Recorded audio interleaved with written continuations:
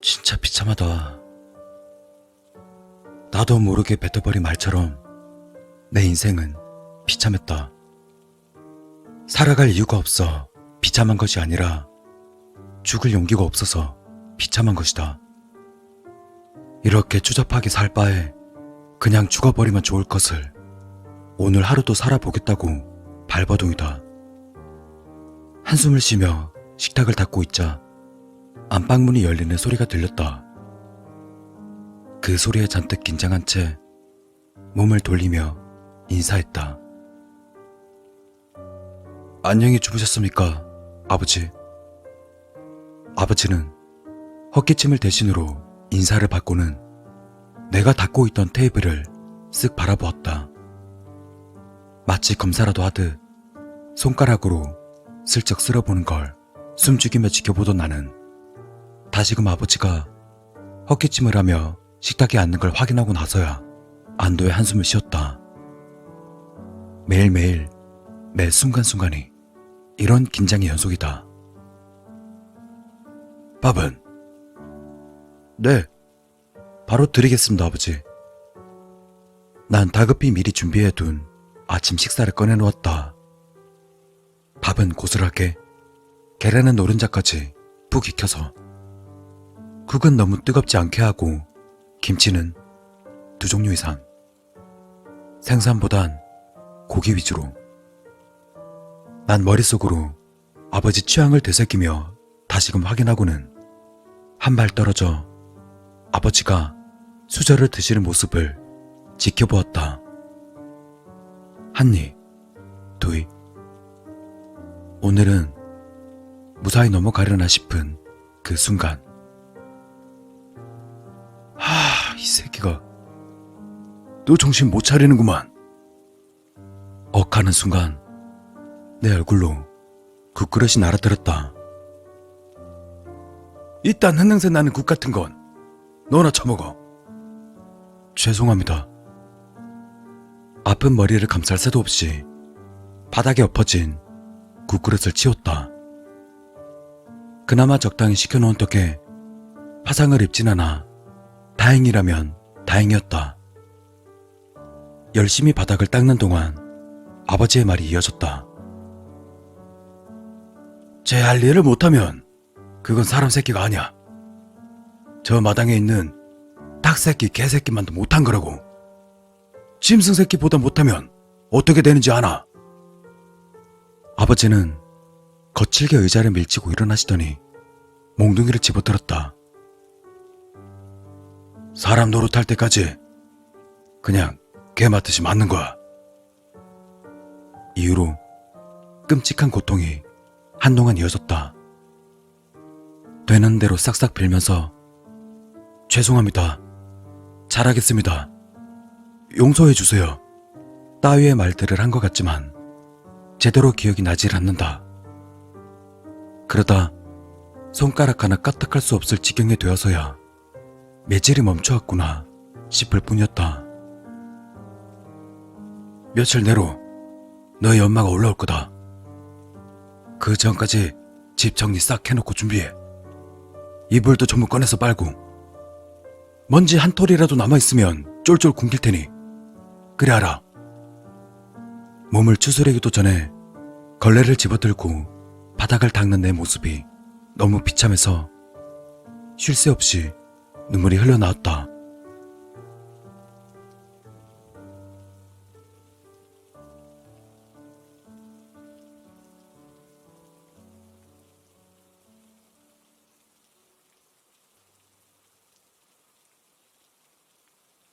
새벽녘이 되어서야 온몸이 녹초가 된 채 쓰러지듯 내 방 침대에 엎어졌다. 내일은 매 맞지 않고 무사히 넘어갈 수 있을까? 도저히 자신이 없었다. 다시금 비참함이 몰려왔지만 그런 와중에도 속절없이 잠이 쏟아진다. 눈을 감으니 조금씩 몽롱해지며 몸이 붕 뜨는 느낌이었다. 아버지는 TV를 켜놓고 잠들었는지 먹먹하게 누군가 떠드는 소리가 들렸다. 헌데 그 소리는 마치 자장가처럼 들려왔기 때문에 가만히 잠에 빠져들었다.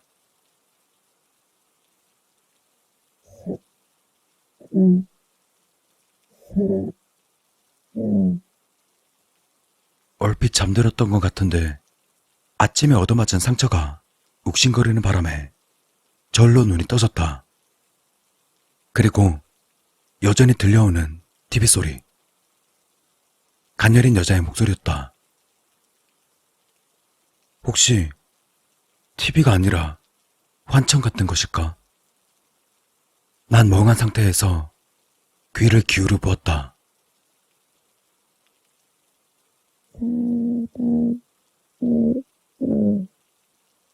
당신을 사랑해요. 정말 많이 사랑해요. 소름 돋을 만큼 애절한 그 목소리에 울컥하며 눈물이 새어나왔다. 누군가 사랑한다 말해준 게 얼마만일까? 아버지한테 맞으면서 짐승 취급을 받는 동안 사랑받는다는 감정을 아예 잃어버린 것 같았다. 환청인지 뭔지 알 순 없지만 나도 모르게 그 말에 대답했다. 저도 사랑해요. 그리고 고마워요. 사랑해줘서. 방 안에 달빛이 비치자 천장으로 어떤 형체가 아른아른 떠오르는 게 보였다. 저것도 내 상상일까? 아니, 뭐든 상관없었다. 이 비참함을 위로해주기만 한다면. 난 그 형체를 잡으려는 듯 손을 뻗었다. 그건 내게 더 가까이 다가오진 않았지만 다시금 목소리를 들려주었다. 사랑해요. 당신을 사랑해요. 진심으로 많이 사랑해요. 머릿속을 울리는 듯한 그 목소리를 듣고는 비로소 확신할 수 있었다. 내가 미치지 않았다면, 내 머리가 돌아버린 게 아니라면 이 목소리는 진짜다. 저 알 수 없는 형체가 날 사랑한다고 말해주고 있다. 그 사실은 소름이 돋으면서도 한편으론 말 못할 위안을 가져다 주었다. 난 다시금 간절하게 중얼거렸다. 사랑해요. 저도 당신을 너무 사랑해요. 그러니까 같이 있어주세요. 절 버리지 마요. 제발 절 사랑해주세요. 역시나 머릿속에서 대답이 들려왔다. 사랑해요. 아주 많이. 밤새 속삭이다 어느 순간 잠이 들어버리고 말았다.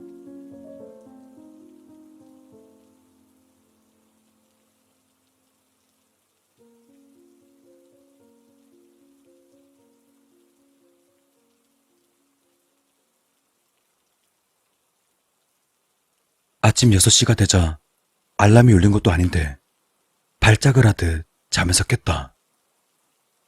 자칫 늦잠이라도 잤다간 아버지에게 죽도록 얻어맞을 테니 본능적으로 깨어난 것이다. 피곤함에 눈 비빌 새 없이 재빨리 뛰쳐나가 식사를 준비하고 구석구석 닦아내기 시작했다. 여지없이 아버지가 일어났고 긴장한 채 아침을 맞았다. 숟가락이 더럽다며 발길질을 당했다. 근데 참 우습게도 어제만큼의 비참한 마음은 들지 않았다. 왜일까? 밤새 마음의 위안을 받아서일까? 어머니를 맞이하려 대청소까지 전부 마친 뒤 저녁 무렵 내 방으로 돌아오고 나서야 지난밤 있었던 일을 차분히 생각할 수 있었다. 내가 본 형체, 그리고 목소리. 그건 대체 뭐였을까? 조용히 방을 둘러보았다. 하얀 바닥으로 어두운 형체가 뭉쳐있는 게 보인 그 순간 사랑해요. 다시금 소리가 들려오고 있었다. 사랑해요. 사랑해요. 정말 사랑해요. 진심이에요. 난 엎어지듯 바닥에 엎드려 그 형체를 가만히 어루만졌다. 촉감은 없지만 무언가 느껴지는 것 같았다.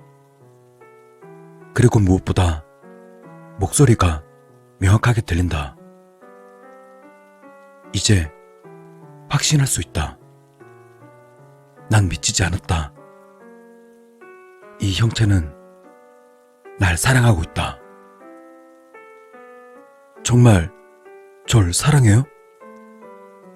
정말요? 사랑해요.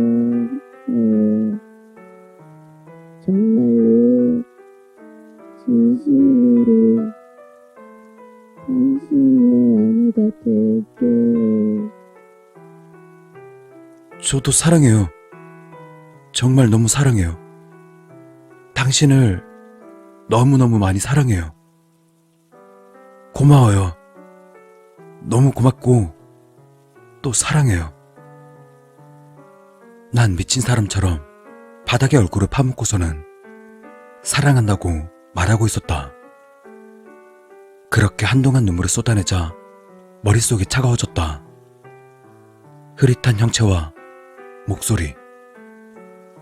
굳이 머리를 쓰지 않아도 이것이 의미하는 것은 명확했다. 귀신. 죽은 자가 내 눈앞에 나타나 내게 고백을 했다.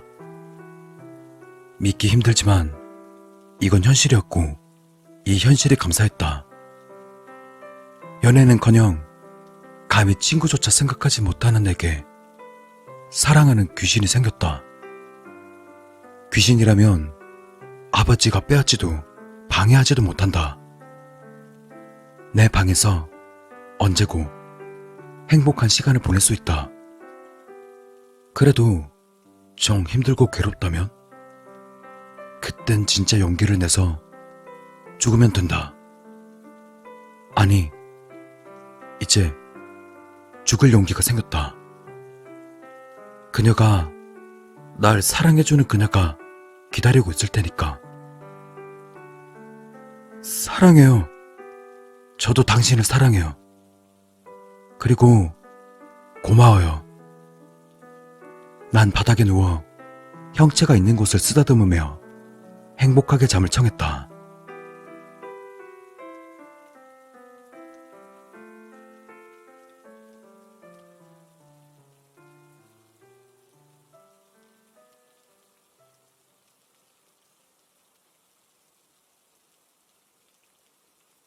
다시 찾아온 아침은 무섭고 힘들지 않았다.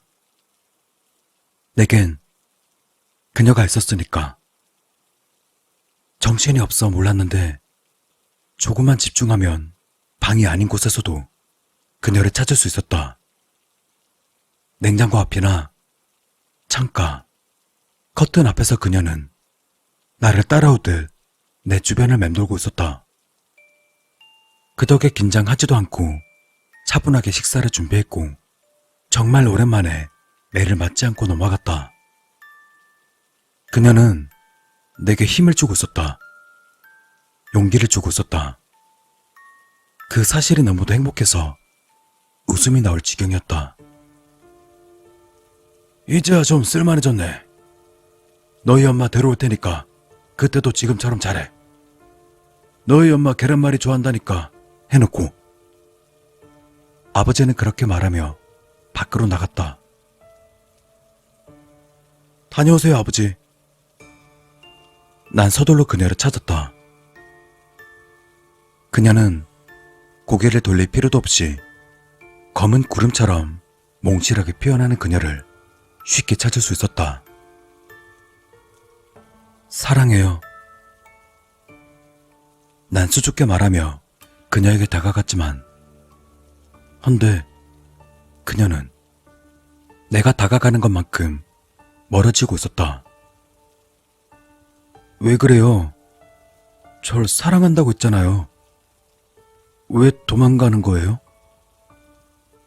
당황해서 손을 뻗어봐도 달라지는 건 없었다. 아니, 조금 이상하다. 검은 형체. 저건 나와 멀어지고 있는 게 아니었다. 난 설마 하는 마음으로 왼쪽 눈을 감아보았다. 그녀가 사라졌다. 오른쪽 눈을 감아보았다. 다시 그녀가 나타났다. 그제야 어색하게 움직이던 그녀의 정체를 알아챌 수 있었다. 실제로 존재하는 것이 아닌 그저 눈에 맺힌 현상. 처음부터 그녀 따윈 없었다. 그저 피로와 스트레스로 생긴 비문증이었을 뿐. 그럼 그 목소리는 무엇이었을까? 그때 문을 열고 아버지가 돌아왔다. 자, 네 어머니다. 인사드려. 아버지는 많아봐야 나보다 2~3살 정도 많을 법한 어리고 예쁜 여성을 데리고 들어왔다. 헌데 여자는 공포에 질려 보였고 피로에 절여 보였고 또 정신이 반쯤 나간 사람 같았다. 사랑해요. 사랑. 네. 사랑할게요. 아내가 될게요. 익숙한 목소리에 난 절망감마저 느끼며 이 상황이 어찌된 영문인지 알아챌 수 있었다. 분명히 이 사람도 며칠간 지하에 갇혀 온갖 고문을 당하면서 아버지에게 세뇌당했겠지. 넌 내 아내야. 날 사랑해야지. 사랑스러운 아내가 되는 거야. 뭐라고? 그래, 날 사랑해야 돼.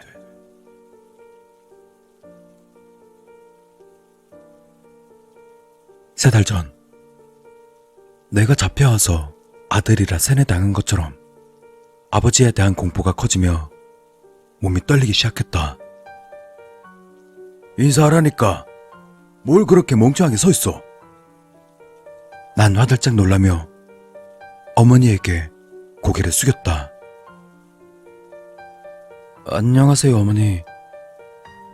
아들이 인사드립니다. 어색한 내 인사에도 어머니는 전혀 대답하지 못했다. 사랑해요. 사랑할게요. 제발 진심으로 당신 아내가 될게요. 제발, 제발 살려주세요. 아무래도 충격에서 벗어나는 데는 시간이 더 필요한 것 같았다. 네 동생은 좀 나중에 데려올 거다. 경찰들 좀 조용해지면 그때 찾아봐야지. 당분간 엄마 잘 챙겨라. 짐승 새끼 마냥 멍청하게 그러지 말고. 혹시라도 또 도망갈라 치면 그땐 진짜 다리 두 짝 다 부셔버릴 테니까 허튼 짓 하지 말고. 아버진 어머니를 데리고 안방으로 들어갔다. 비참했다. 그야말로 비웃음이 나올 정도로 멍청한 생각을 했다. 귀신이라니. 귀신. 시신의 고백이라니. 비참하고 비참해서 눈물이 멈추질 않았다. 와중에도 역시나 내 몸은 집안일을 위해 움직이고 있었다. 동생. 난 중얼거리며 눈물을 닦았다. 미친 사이코 새끼. 소심하게 욕설을 내뱉으며 생각했다.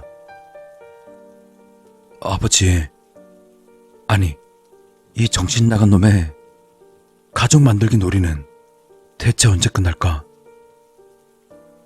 동생 다음은 노부부를 납치해와서 할아버지, 할머니를 만들지도 모른다. 어쩌면 삼촌이나 이모도. 사람들이 늘어나면 난 좀 편해질 수 있을까? 아님 차라리 죽는 게 편할까? 난 불안감에 고개를 저었다. 이제는 내게 더 이상 죽을 용기 따위는 존재하지 않는다.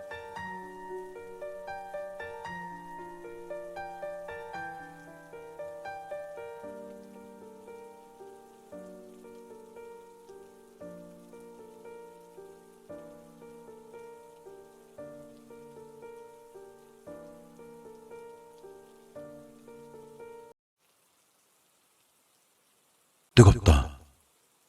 끈적하고 답답하다.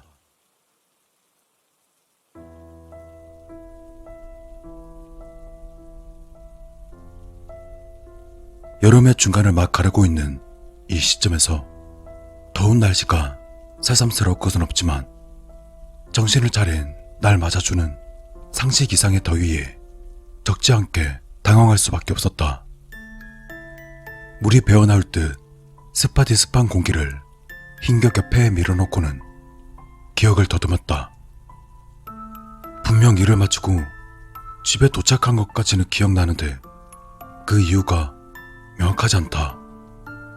하지만 뒤통수에 느껴지는 불쾌한 통증 덕에 지금 상황이 상당히 위험하다는 것만은 확신할 수 있었다. 우선 상황을 파악해 보기로 했다. 아무래도 난 사람 하나 간신히 들어갈 만한 크기의 철제 캐비넷 안으로 두 발로 선 채 손발이 묶여 갇혀있는 듯했다. 때문에 사방은 어두웠고 빛이라고는 내 가슴 언저리기에 손가락만하게 뚫려있는 구멍에서 새어나오는 것뿐이었다. 몸을 숙여 구멍을 들여다보려 했지만 워낙 좁은 탓에 쥐가 날 정도로 몸을 비틀어도 기껏해야 입술 언저리에 닿는 정도였다. 결국 이 모든 상황을 종합해보자면 난 한여름 땡볕 아래 우뚝 선 캐비넷에 손발이 묶인 채 갇혀있단 얘기가 된다. 저기요, 아무도 없어요? 몸을 열심히 벽에 부딪히며 소리쳐 봐도 캐비넷은 시끄러운 쇳덩이 소리만 낼 뿐 꿈쩍하지 않았고 간절한 외침에 대답해주는 이 역시 없었다.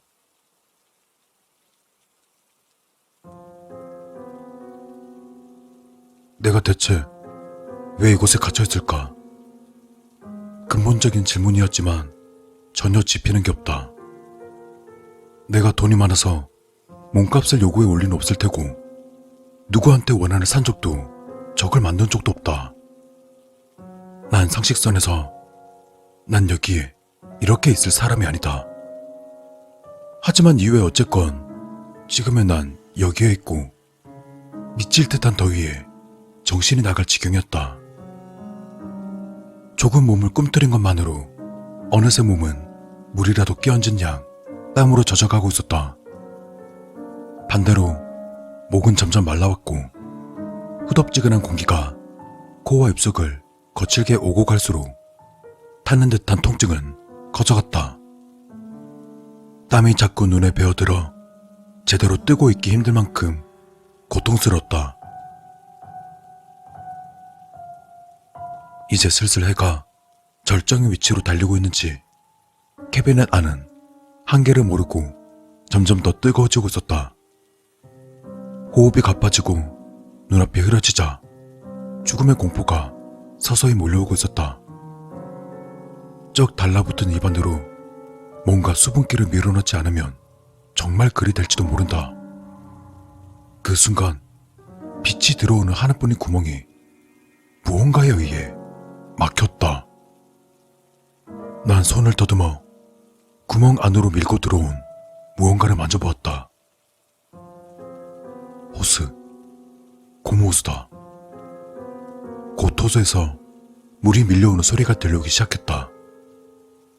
날 이곳에 가둔 녀석은 미치광이의 이미 분명하지만 다행히 날 말려 죽일 생각은 없는 모양이었다. 난 다급히 몸을 구겨서는 호수를 입에 물었다. 그리고 다음 순간 시원한 물이 들어올 거란 내 예상과는 다르게 내 입속으론 뜨거운 물이 미친 듯이 밀려들었다. 갈증을 잊을 만한 고통에 난 비명을 지르며 호수를 뱉어내고는 정신 나간 사람처럼 몸을 꿈틀댔다. 내 생각이 틀렸다. 날 가둔 놈은 상상 이상의 미친놈이다. 난 분노에 차서는 미친 듯이 욕설을 뱉어냈다. 한참 동안 소리를 질렀지만 돌아오는 반응은 없었다. 그저 조용히 뜨거운 물을 흘려보내던 호수가 사라졌을 뿐. 입안에 입은 화상 덕에 지금의 이 더위 속에서 숨을 쉬는 것이 더욱더 고통스러워졌다. 밖에 있는 놈은 날 말려 죽일 생각일까?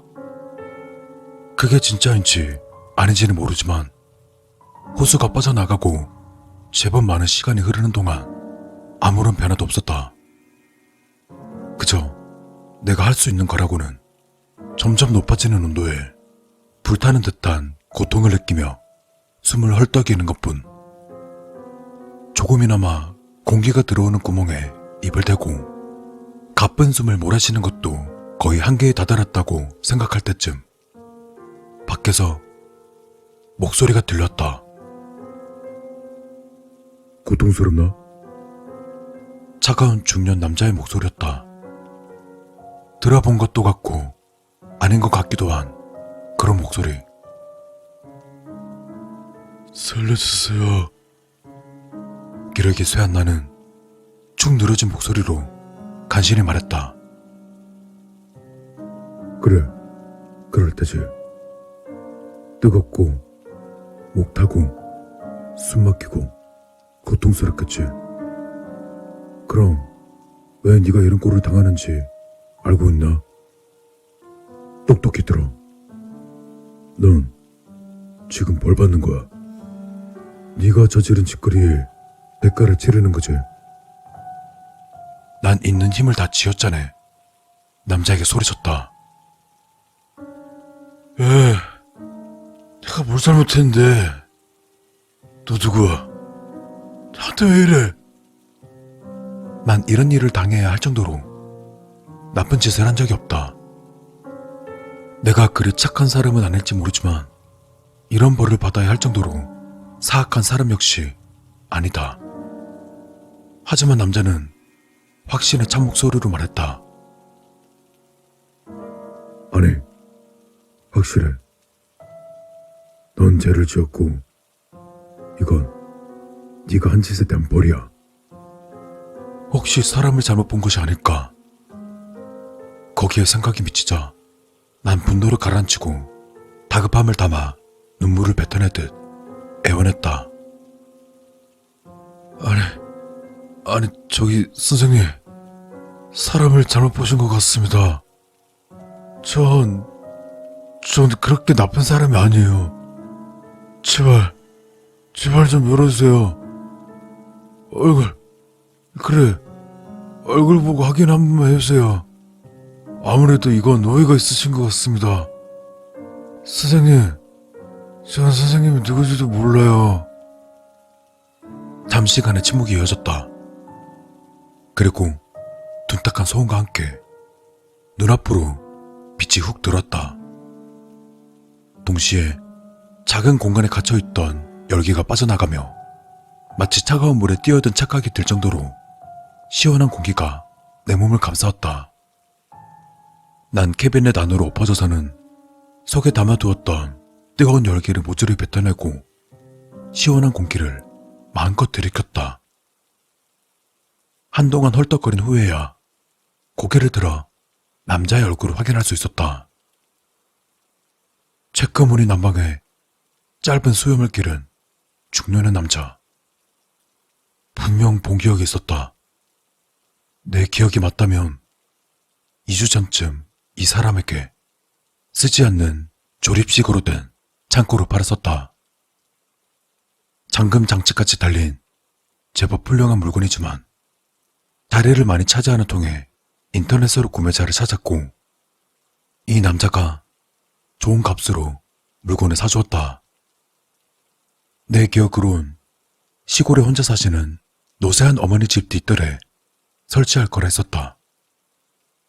서로가 만족스럽게 거래했고 문제될 것은 전혀 없었다. 당신 대체 나한테 왜? 뭔가 확실히 착각한 것이 틀림없었다. 그가 나한테 원한을 품을 이유는 없으니까. 하지만 남자는 싸늘한 표정으로 내게 말했다. 네가 죽인 거야. 우리 어머니 네가 죽인 거라고. 이해할 수 없었다. 그 조립식 창고가 문제일까? 그럴 리 없었다. 분명 튼튼하고 좋은 제품인데다가 거의 새 것이었다. 단지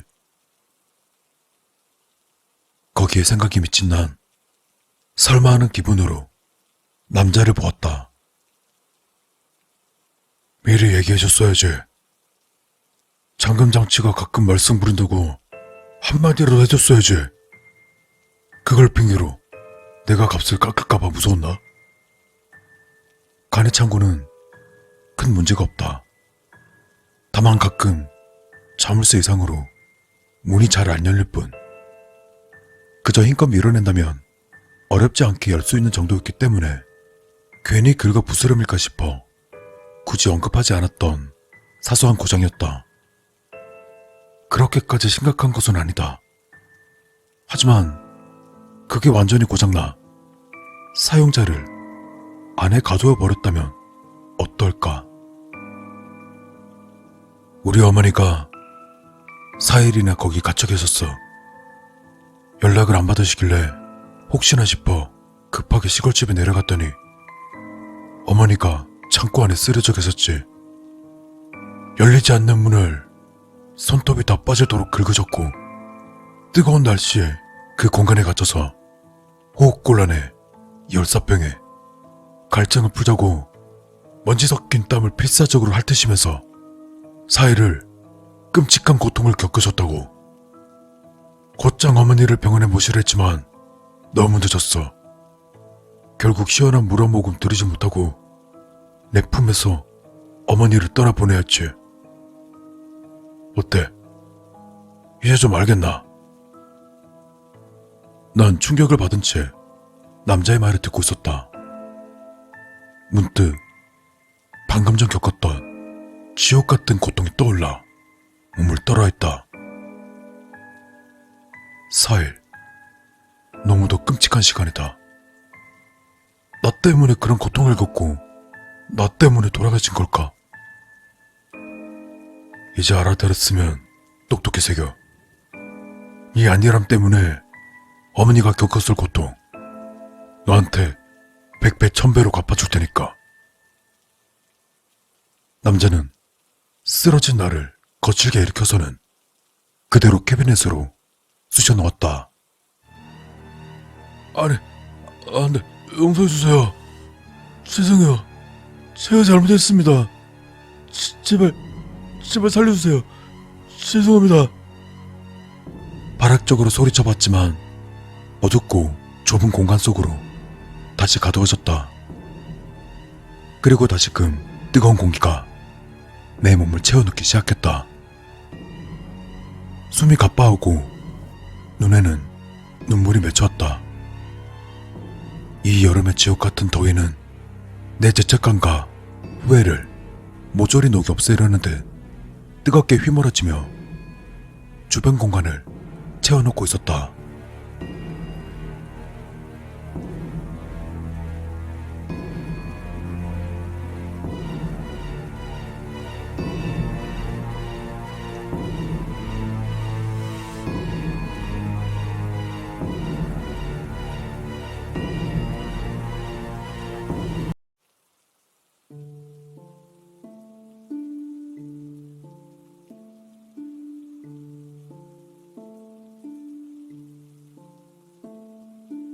발자국. 그 검은 것이 보이는 날엔 어김없이 비가 내렸다. 아니, 그 반대일지도 모른다. 비가 내려 발자국이 나타나는 건지도. 실체도 없이 내 눈으로만 보이는 그것은 비가 그치면 징발하듯 사라졌다. 어떨 땐 편의점, 또 어떨 땐 8차선 도로의 한복판, 또 어떨 땐 으슥한 골목길이 나타났고 그 끝엔 항상 죽음이 따랐다.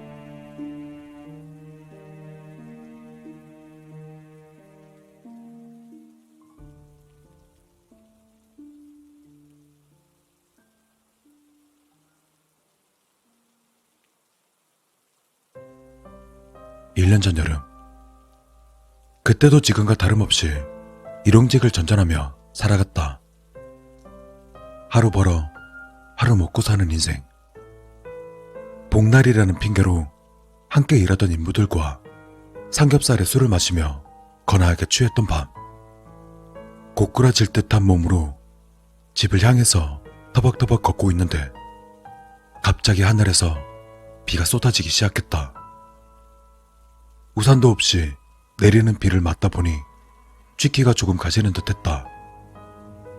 그러다 집이 가까워졌을 때 난 그것과 마주쳤다. 처음엔 사람인 줄 알았다.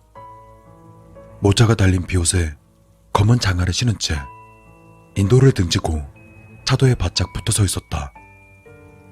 마치 그 모습은 위태로워 보였기 때문에 나도 모르게 말을 걸었다. 저기, 찻길에서 위험하게 뭐하세요? 올라오세요, 얼른. 하지만 그것은 미동도 하지 않았다.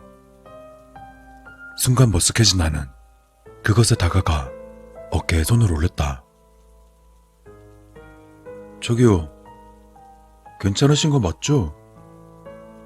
그런데 그 순간 그것은 휴식하는 소리를 내며 발작하듯 몸서리를 쳐댔다. 그리곤 비옷의 모자를 눌러 쓰고는 짙게 음영진 얼굴을 돌려 날 바라봤다. 이건 뭘까? 눈에 흰 자위가 없는 검은 잉크가 담긴 듯한 새까만 눈동자가 날 똑바로 바라봤다. 그리고 다음 순간 난 나도 모르는 사이 몸을 돌려 달아나고 있었다. 그것이 손을 뻗어 날 잡아채려 하는 것을 눈으로 보지 않고도 충분히 느낄 수 있었다. 난 다급한 마음에 띵걸음이 꼬여 바닥을 구르고 말았다. 그리곤 바닥을 기다시피 일어나 재빨리 뒤를 돌아봤을 때 다행히 그것의 모습은 보이지 않았다. 어디론가 사라진 것인지 애초에 내가 헛것을 본 것인지 확신할 수 없었다.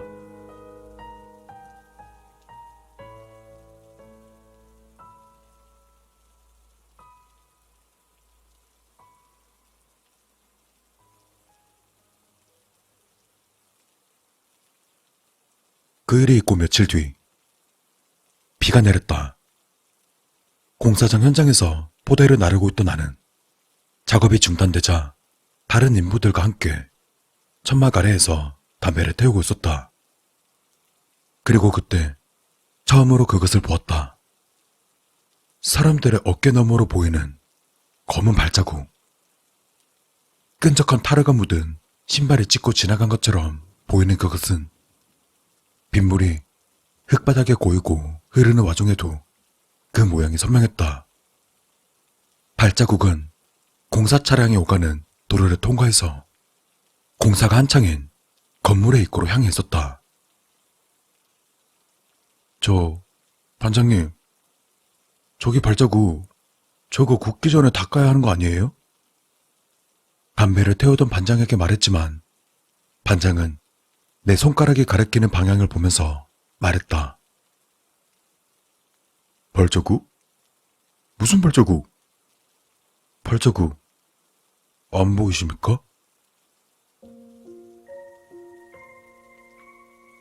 다음날 아침 인부들은 현장 출입구 근처에 모여서 웅성대고 있었다. 경찰이 사고를 조사하고 구급대가 시신을 수습하고 나서야 현장에 들어갈 수 있었다. 어젯밤 고등학생들이 건물에 숨어들어 술을 마셨고 그중 한 명은 난간이 설치되지 않은 건물에서 떨어졌다는 소문이 돌고 있었다. 사고가 일어난 건물은 전날 발자국이 향했던 곳임을 난 깨달았다. 헌데 어제까지만 해도 선명히 보이던 발자국은 어느새 사라져 있었다. 그 후로도 비가 오는 날이면 어김없이 발자국이 나타났다.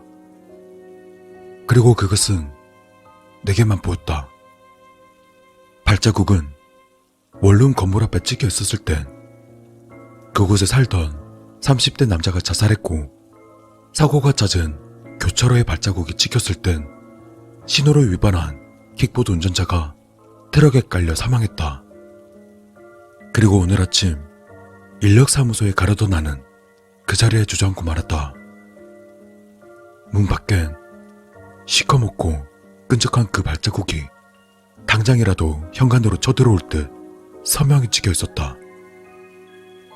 난 현관문을 걸어 잠그고 창밖을 보니 역시나 비가 내리고 있었다. 틀림없이 그것이다. 그것은 내게로 올 것이다. 발자국을 따라서. 어떻게 하면 좋을까? 사실 언젠가 이런 때가 올지도 모른다는 생각은 진작하고 있었다. 언젠가 발자국이 날 향할지도 모른다고. 난 그럴 때를 대비한 고민을 하기도 했다. 발자국이 나타난 곳엔 항상 조금이 따르지만 그 대상은 꼭 정해진 건 아니지 않을까 하는 생각. 정신을 가다듬은 나는 현관을 나섰다. 행여나 발자국이 닿을까 조심히 계단을 내려갔다. 발자국이 찍힌 곳에서 마냥 죽음을 기다릴 수는 없었다. 비가 그쳐 발자국이 사라지면 그러면 모든 게 다 없던 일이 될지도 모른다. 하지만 그것만으론 부족했다. 아마 발자국의 주인인 그것, 지난 여름 마주쳤던 검은 존재, 그 새까만 눈동자가 죽음을 그리 쉽게 포기할 것 같지 않다는 무서운 생각이 들었다.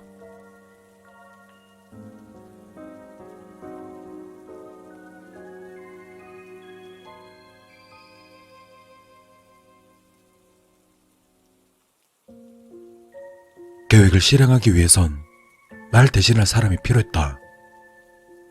휴대폰에 저장된 연락처를 훑었지만 딱히 연락을 취할 사람이 없었다. 대학을 졸업한 이후로 친구들과 연락을 끊었고 부모님과 친동생 역시 마찬가지였다. 공사장 현장에서 마주치는 인부들과도 연락처를 주고받는 경우는 없었다. 그러다가 난 문득 지난 여름부터 전원이 켜지지 않는 에어컨을 떠올렸다. 그리고는 스마트폰으로 에어컨 수리라고 검색해 수리업체에 전화를 걸었다. 저 에어컨 수리 오늘 당장 가능할까요? 많이 급하신가요? 요즘 바쁠 때라 며칠 기다리셔야 하는데. 제가 실은 환자인데 내일 아침에 퇴원이라서요. 집에 가면 며칠을 누워있어야 하는데 에어컨 없이는 돈은 얼마든지 드릴 테니까 오늘 밤 늦게라도 봐주실 수 없을까요? 난 수화기에 대고 사정했다.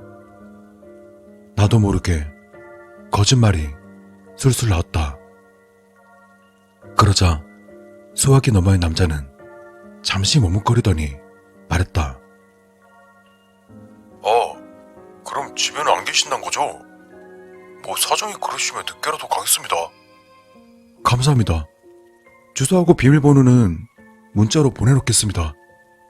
꼭 좀 부탁드립니다. 전화를 끄는 나는 침대에 털썩 주저앉았다.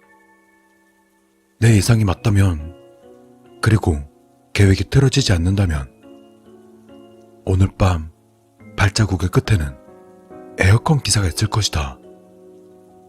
그리고 발자국의 주인 그 검은 것은 수리기사의 생명을 취할 것이다.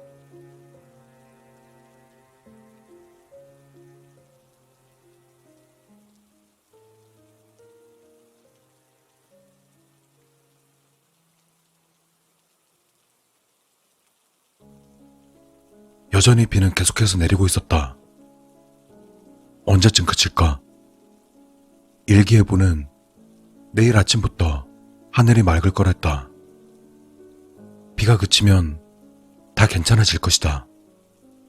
그렇게 될 것이다. 꼭 그래야만 한다.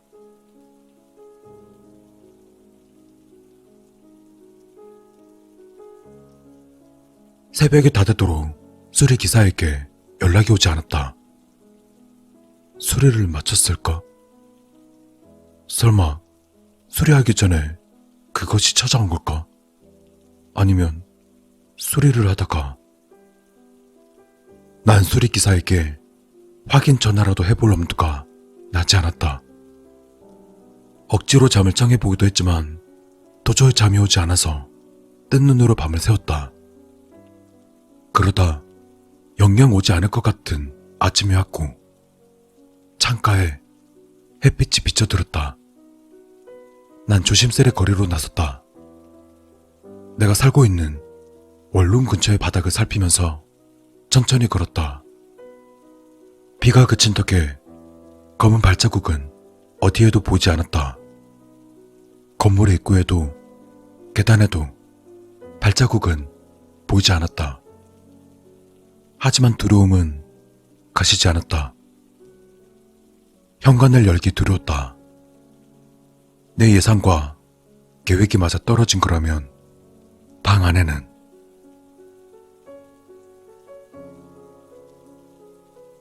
불안감에 심장이 세차게 뛰었다. 현관 비밀번호를 눌렀다. 문고리를 돌리는 손이 파르르 떨었다. 한참이나 호흡을 가다듬다 문을 확 제쳐 열었다. 5평 남짓의 원룸. 평소와 다름없는 어제 내가 집을 나설 때 딱 그대로인 풍경이 펼쳐졌다. 뭐지? 아무 일도 없던 건가? 수리기사는? 난 리모컨을 찾아 에어컨을 작동시켰다. 그러자 띠리링 소리와 함께 한기가 뿜어나왔다. 전원이 켜지는 걸 보면 간밤에 수리기사가 방문한 게 분명했다.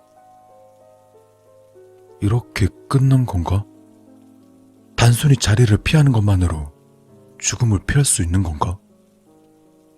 난 침대에 털썩 주저앉았다. 그때 지잉 하고 휴대전화가 울렸다. 퇴근하셨나요? 에어컨 기사입니다. 부품 교체하고 냉매가스 보충했습니다. 10만원 입금해주세요.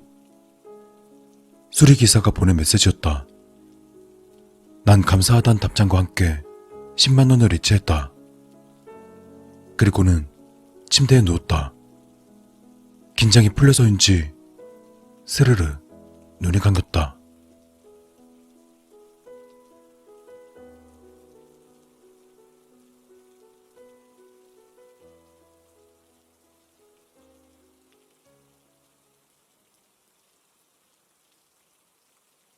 도도, 도도, 장결에 들려오는 소리에 눈을 떴다. 까무룩 잠이 든 모양이었다. 눈을 뜬 순간 온몸에 털들이 곤두서고 닭살이 돋았다. 직감할 수 있었다. 현관 밖에 누군가, 아니 무언가 있음을. 토독토독 하는 소리는 점점 커졌다. 빗방울이 창문을 두드리는 소리였다. 도대체 이 악몽에서 언제쯤 벗어날 수 있을까?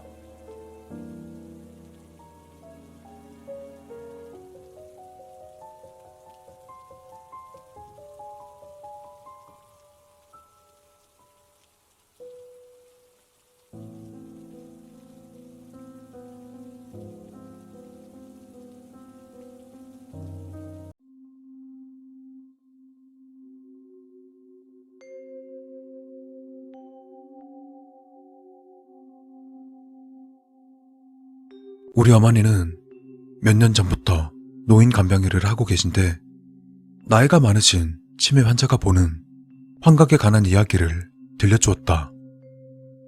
어머니의 이야기에 따르면 아무래도 치매에 걸린 사람들이 보는 환각은 그리 좋지 못한 것들이 많은 것 같다. 어떤 환각 증세를 보이는 환자는 저기 아이가 죽어있어 라며 아무것도 없는 바닥을 가리키기도 했단다. 또 다른 환자는 저쪽 침대 위에 피투성이의 사람들이 산더미처럼 쌓여있어 라며 아무도 없는 텅 빈 침대를 보며 두려워했다고 한다. 난 치매에 대해서 잘 알지도 못하지만 치매 노인들이 보는 환각은 젊은 시절 경험한 끔찍한 광경이 되살아나는 게 아닌가 싶다. 어떻게든 떠올리지 않으려 했던 것이 뇌기능에 문제가 생기면서 환각으로 나타나는 것이 아닐까.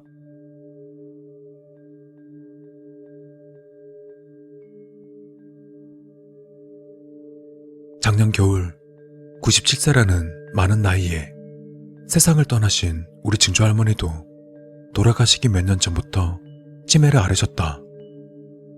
증조 할머니에겐 세 사람의 가족이 보였다고 한다. 증조 할머니 말에 따르면 어머니와 아버지 그리고 5살 정도 된 까까머리 남자아이라고 한다. 까까머리의 어린 남자아이는 반바지만 입고서 이마를 다쳐 피가 나고 있다. 그리고 그 모습은 낮에는 모습을 드러내지 않고 증조 할머니가 잠들 무렵에나 찾아온다고 했다. 그래서 밤만 되면 증조 할머니의 혼잣말이 들려와 난 은근히 기분이 나빴었다. 증조 할머니가 환각과 환청이 심해진 것은 내가 중학교 3학년일 때였다. 또 그때는 마침 여름방학이라 난 수험 공부를 위해서 늦은 밤까지 깨어 있었다. 또 라디오를 작게 틀고서 학교에서 받아온 문제지에 집중하던 때였다. 당시의 시간은 꽤 늦은 밤이었고 가끔 창밖에서 자동차 지나가는 소리가 들려왔었다. 그러다 바깥에서 어떠한 소리도 나지 않은 지 꽤 지날 무렵 갑자기 창문 높은 곳 바깥에서 창문을 두드리는 소리가 들린다. 누굴까? 시계를 보니 새벽 1시가 넘은 시간이다. 또 두드린다. 무서웠다. 누가 장난이라도 치는 것일까? 아니면 강도일까? 다른 방으로 도망치는 게 좋을까? 하지만 그 틈에 이 방에 침입한다면?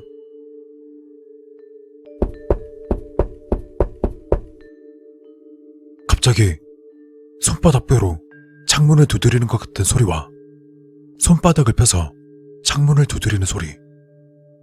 무서운 데다 기분이 나빴다. 그 순간 난 문득 깨달았다. 창문 밖에는 연못이 있고 창문과 연못 사이에는 좁은 통로가 있다. 그리고 그 주변에는 나무가 잔뜩 심어져 있다. 만약 이 창문을 두드리려 여기까지 오려면 어떤 사람이 나무 주변을 걷는 소리, 즉 낙엽이 떨어진 땅을 밟는 소리가 날 터였다. 헌데 그 껌껌한 어둠 속에서 아무런 기척 없이 창문 사이 좁은 길을 걷는 건 불가능한 일이었다. 그러다 결국 뭔지 모를 창문을 두드리던 그 소리는 1시간 넘게 이어지다 조용해졌다. 그리고 다음날 아침, 증조 할머니가 아침부터 나를 찾아와서는 얼굴이 시빨개지도록 화를 내셨다. 딱히 혼날 짓을 한 기억이 없어 당황했었지만, 그리고 할머니는 이렇게 말씀하셨다. 왜 열어주지 않았었냐고. 비를 맞아서 감기가 걸린다?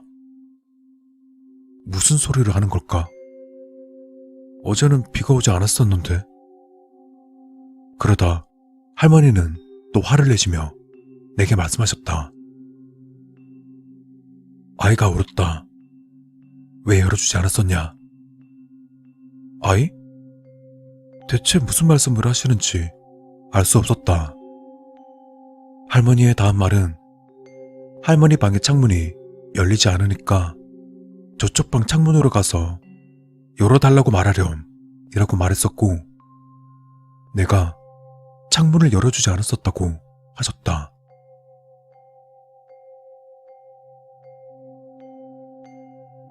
난 증조 할머니 방으로 가서 창문을 보았다. 헌데 작은 손자국과 큰 손자국이 셀 수도 없이 남아있었다. 난 황급히 내 방으로 돌아와서 커튼을 걷어내고서 창문을 열었다. 역시 내 방 창문에도 크고 작은 손자국이 수도 없이 남아있었다. 비에 젖은 듯 손자국 형태 모양으로 물방울들이 창문에 고여있었다. 난 할머니가 본 게 환각이라고 생각했는데 말이야.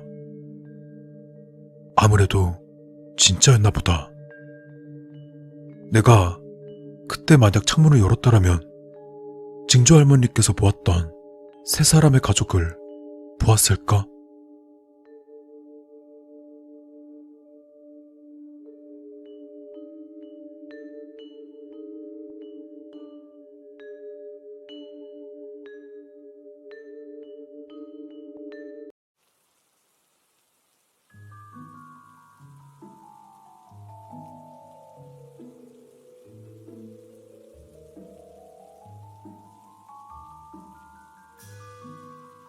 내 남자친구는 모든 것이 완벽했다.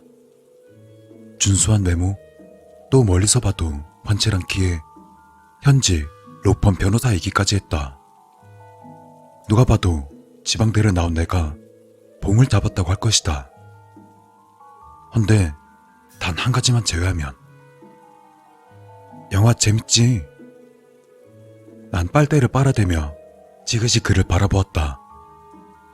달달한 커피가 혓바닥에 감겼다. 그는 멋쩍게 웃으며 말했다.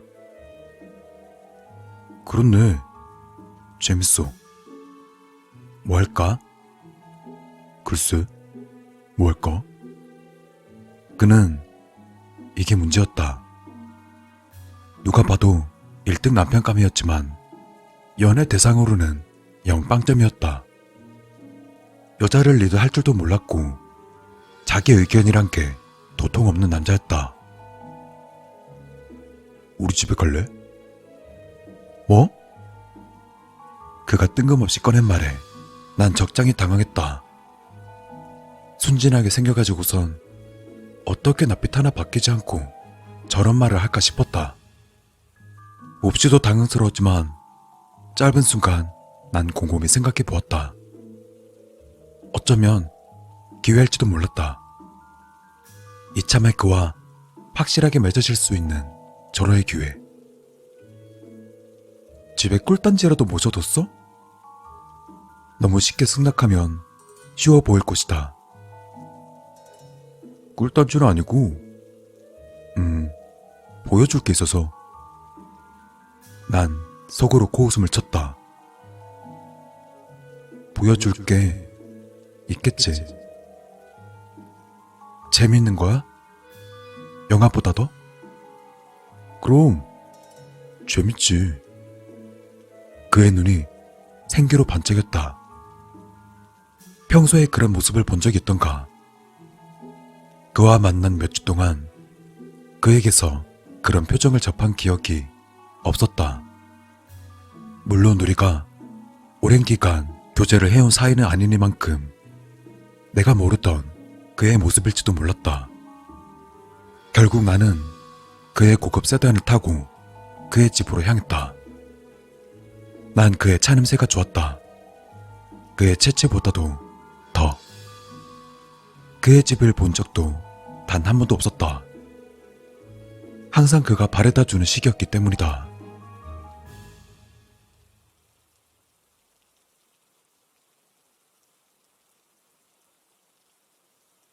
그의 집은 한눈에 다 들어오지도 않을 만큼 큰 집이었다. 저택의 수준을 넘어 성이라고 불러도 될 것 같았다. 그는 전용 주차장에 차를 주차하고 리모컨으로 대문을 열었다. 성문이 열리듯 철제 대문이 스르륵 열렸다. 너른 정원이 눈앞에 펼쳐졌고 정원사의 손길이 묻은 정돈된 나무들이 질비했다. 대리석 바닥을 걸어 본체에 다다르자 그가 다시 리모컨을 눌렀다. 아무리 현직 로펌 변호사라지만 이렇게 큰 집을 살 능력은 되지 않을 터였다. 그의 집안 재력마저도 남부럽지 않을 거란 생각이 미쳤다.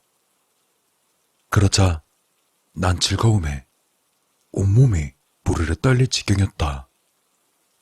이런 남자와 결혼하는 것은 꿈속에서도 그리던 일이었다. 백마탄 왕자와 결혼하는 동화 속 공주님들의 이야기는 여자들의 상상이니까 말이다. 그는 나를 거실로 안내했다.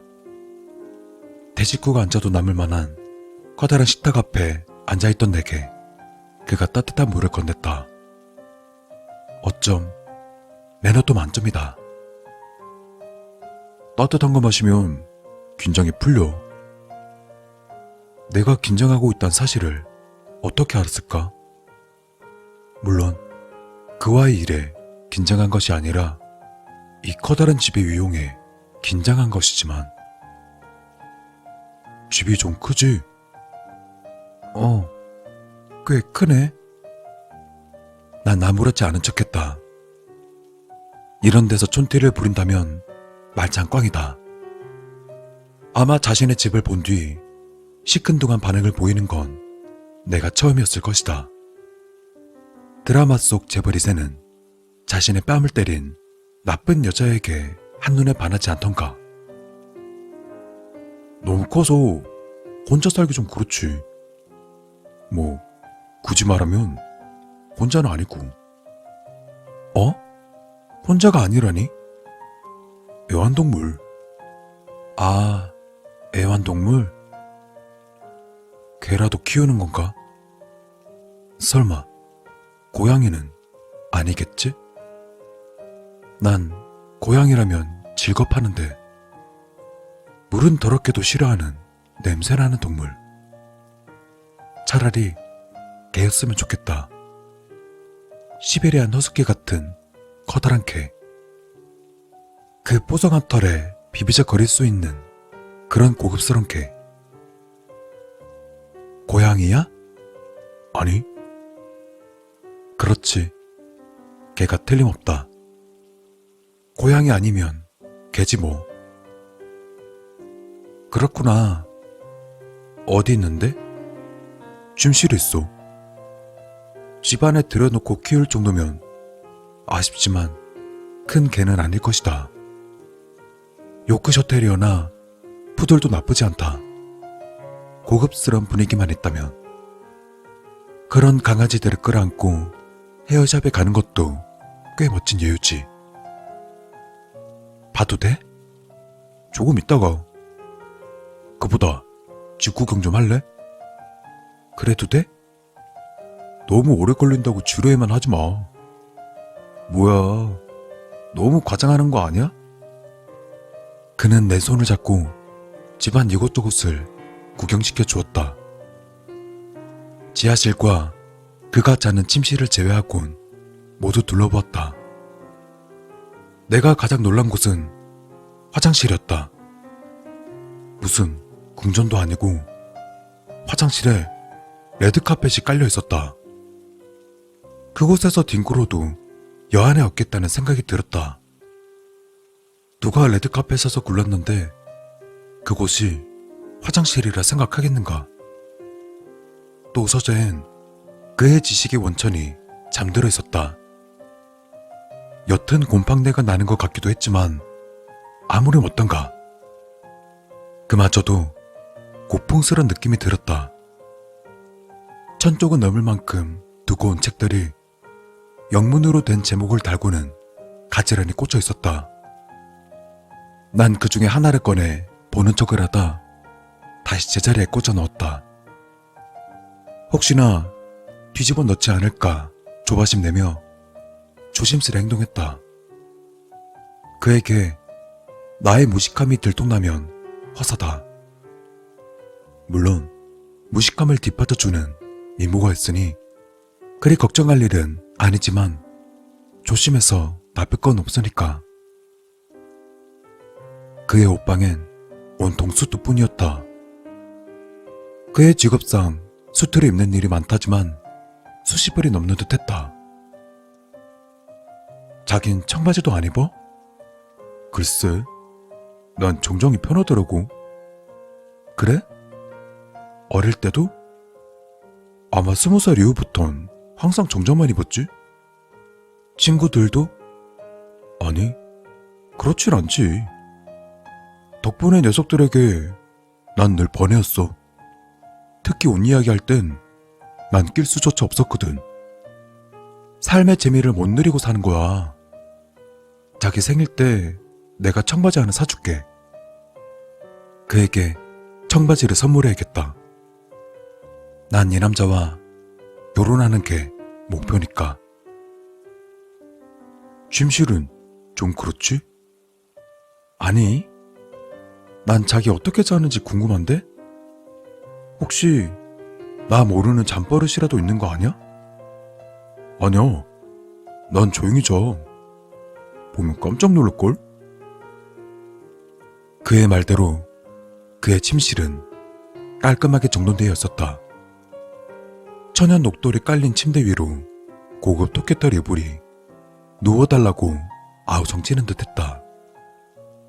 그곳에 누우면 행복감이 날 감싸 안아줄 것만 같았다.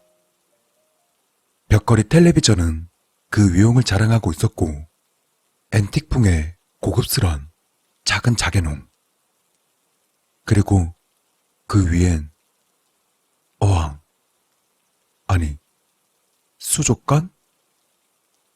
아닌데? 저건 뭐지? 저게 뭐야? 누가 보아도 물이 차 있거나 다람쥐 쳇바퀴 같은 게 들어있을 것 같은 수족관이 자개농 위에 있었다. 그런데 그 수족관에 젖은 모래가 가득했다. 그리고 커다란 새우 같은 게 들어있는 것도 같았다. 애완동물? 애완동물? 걔가 아니었단 말이던가? 그래, 사람의 애완동물이 꼭 개나 고양이란 법은 없지. 이구아나를 키우는 사람도 있고 구간적으로 키우는 사람도 있는 법이지. 그런데 저건 뭐지? 저게 뭐야? 그리마. 그리마? 돈벌레라고도 불려. 벌레? 흉물스럽다고 생각할지도 몰라. 그래서 보여줄까 말까 생각했는데 너라면 보여줘도 될 것 같았어. 이상해? 글쎄, 이럴 땐 뭐라고 대답해야 되나? 한낱 벌레를 키우고 자빠진 고상한 치매라니. 그래, 그 벌레가 얼마나 대단한지 한번 봐야겠다. 돈벌레라고? 난 그를 뒤로 하고 수족관을 향해 걸어갔다. 멀리 있을 때보다 눈에 더 잘 들어왔다. 새우같이 생겼던 그 벌레는 생각보다 무척이나 컸다. 무슨 벌레가 저 따위로 생겼을까? 수십 센치는 될 것 같은 벌레는 벽에 붙은 배가 백지장처럼 하얀색이었다. 수십 개의 다리로 벽에 밀착해 있었는데 다리 하나하나에 검은 점들이 무수히 박혀 있었다. 더듬이는 내 머리카락보다 길 것 같았다. 자세히 보니 턱이 갈라진 게 영락없이 곤충같이 생겼다. 이게 도대체 뭐야? 그걸 계속해서 보고 있자 소름이 돋을 만큼 징그러웠다. 오키나와 그리마야. 그쪽 지방에선 여름 동안 20cm까지 자란다는데 최근에 애완동물로 각광받고 있어. 저런 류의 절지동물들은 자연 상태에선 사실 한철만 살기 때문에 몇 대 살이인지도 잘 모르고 또 얼마나 더 크는지 확실하지 않아. 키우는 재미가 쏠쏠해. 식성도 좋고. 아, 그래? 재밌겠다. 그래, 재밌겠지? 역시 넌 내 취미를 이해해줄 줄 알았어. 꼭 널 집에 데려오고 싶었어. 난 어색한 웃음으로 그를 앞장세워 지하실로 내려갔다. 얼른 저 지저분한 벌레로부터 벗어나고 싶었다.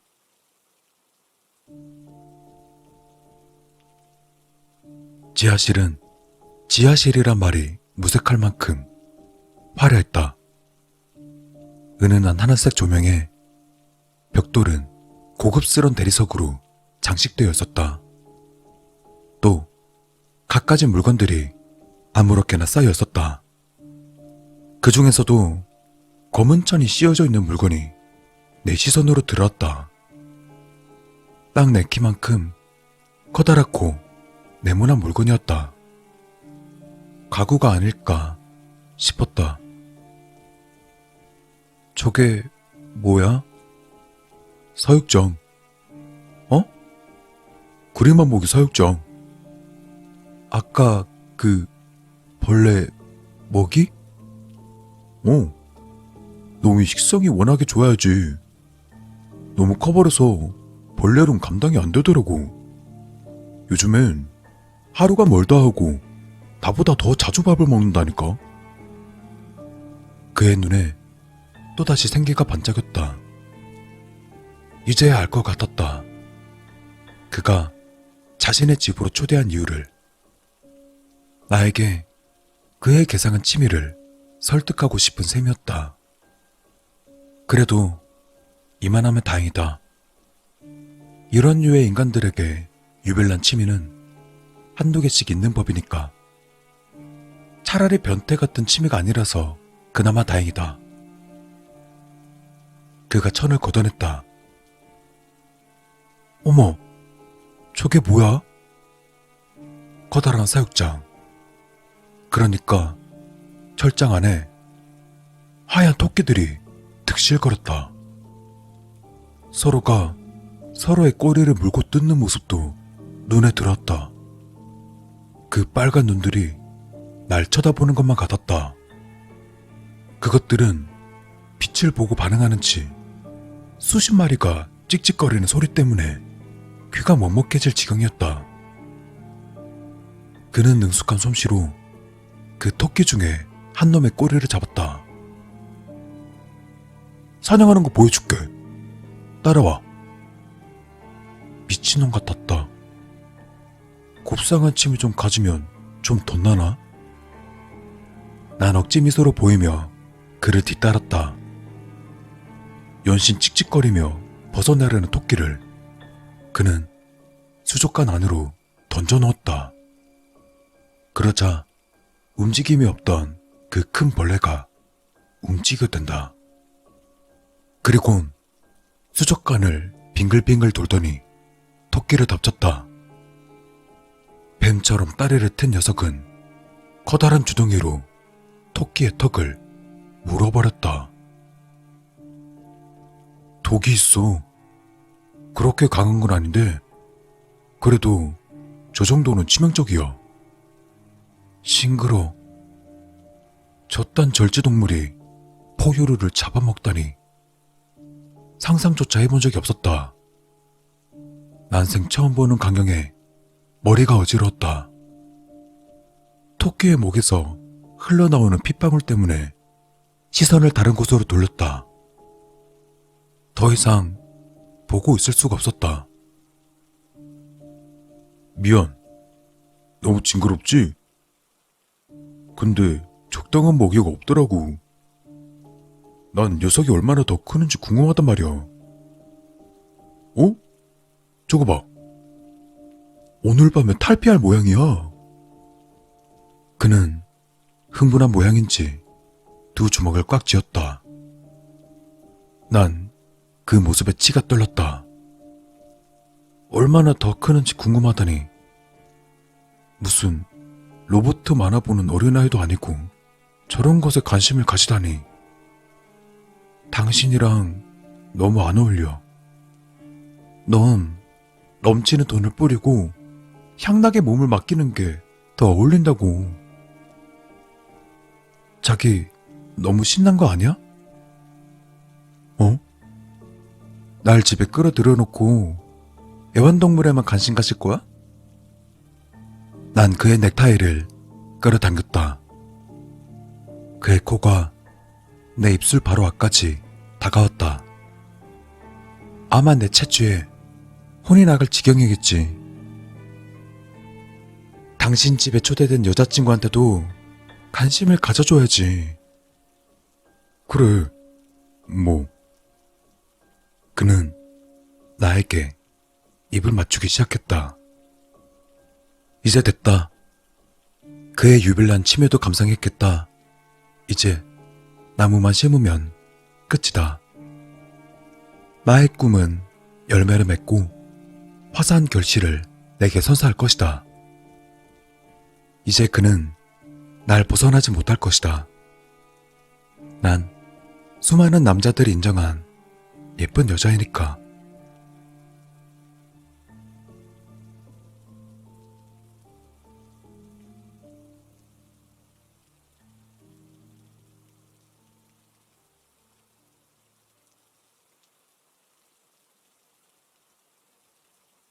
두 번째 그의 집을 방문했을 땐 놈은 많이 커져 있었다.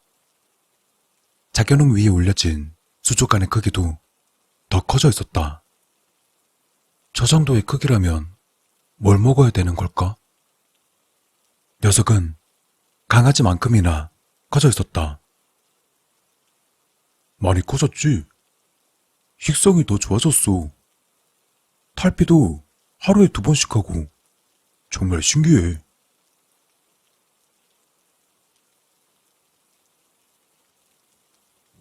그와 뜨거운 밤을 보내고 그가 씻는 사이 침실에 누워서 난 녀석을 보았다. 저런 벌레가 정말 싫지 않은 것인지 신기하기도 했다. 어쩌면 그가 키우는 저 녀석이 세상에서 제일 커다란 벌레일지도 몰랐다. 그래, 그의 스케일이라면 저 정도는 돼야지. 그때 녀석은 탈피하고 있었다. 원래 있던 가죽을 벗어낸다. 힘겨워 보였다. 저 짓을 하고 나면 또 얼마나 커지려나? 그런 생각을 하다 깜빡 잠이 들었다.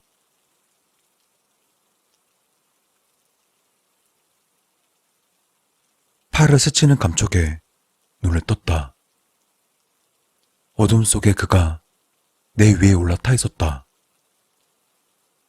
아, 나 깜빡 잠들었는데 심심했어?